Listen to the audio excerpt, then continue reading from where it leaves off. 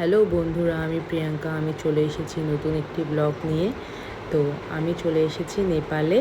আমি actually border cross করে নিয়েছি। আধার কার্ড দেখিয়ে বর্ডার ক্রস করতে হয়। এটা হলো মেচি নদী। ব্রিজটা ক্রস করছি।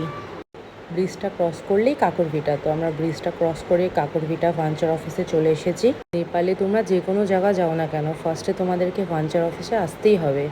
তো আমরা ভাঞ্চার অফিসে এসে একদিনের ভাঞ্চার কেটে নিয়েছি। মানে তোমরা যতদিন থাকবে নেপালে সেই বুঝে তোমরা ভাঞ্চার কেটে নেবে। তো আমরা একদিনের কেটে নিয়েছি। তো আমরা ভাঞ্চার কেটে চলে এসেছি।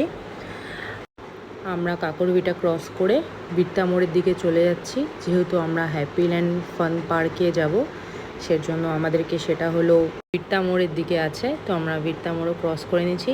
তো বিরতা মোড় থেকে যেতে গেলে হলো দুটো ব্রিজ ক্রস করতে হবে। ব্রিজ ক্রস করে তোমার ডান দিকে একটা গলি আছে, সেই গলিটার দিকে আমরা চলে এসেছি। তো সেই গলিটার দিকে হয়তো তোমরা দেখতে পারছো যে ওখান থেকে দেখা যাচ্ছে পার্কটা একটু। তো চলো আমরা এবার ভিতরে যাচ্ছি গলিটার। আজকে ভীষণ গরম, আমাদেরকে গাড়ির থেকে বেরোতে ইচ্ছা হচ্ছে না। কি করব, চলে এসেছি। তো আমরা চলে এসেছি, আমরা এন্ট্রি হয়ে গেছি। তো খুব সুন্দর, এতটা গরম যে কি বলবো। আমরা সবাই ছাতা বের করে নিয়েছি। ভাবছিলাম কেন যে আসলাম আজকে, এত গরম। অ্যাকচুয়ালি না, পার্ক ঠার্ক আমার মনে হয় যে হলো ঠান্ডার দিনে আসলেই ভালো।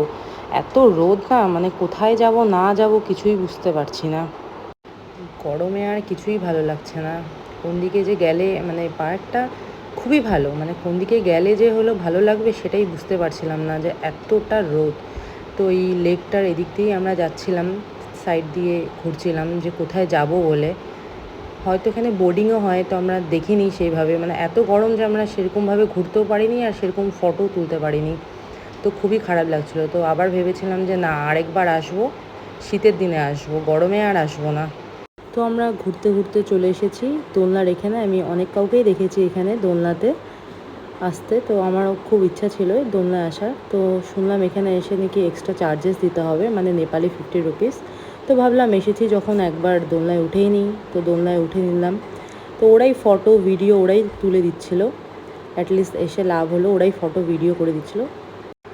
এখানে পার্কের সাথে সাথে ওয়াটার পার্কও আছে। তো ওয়াটার পার্কেও তোমরা যেতে পারো। আমার মনে হয় যে গরমের দিনে পার্কের থেকে ওয়াটার পার্কটা বেশি বেটার হবে।